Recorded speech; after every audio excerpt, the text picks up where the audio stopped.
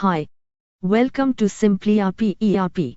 For generating GRN summary report, go to Reports, Stock Report, List of GRN summary. Select the From Date and To Date. It will show consolidated report of the goods received notes in that date range. You can also filter it by PARTYWISE also.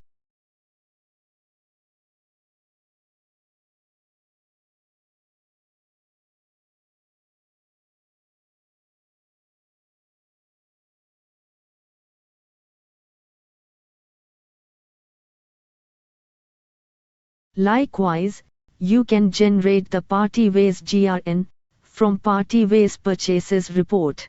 Again select the date range. It will show you all the items in every GRN in that date range. Here also, you can filter the report by PARTYWISE.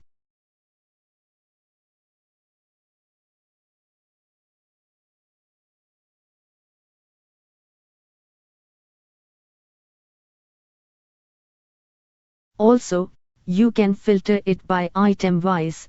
You can also use this report for comparison of purchase prices between suppliers. simpliRP is the easiest way to manage your stores and purchase department. Thank you.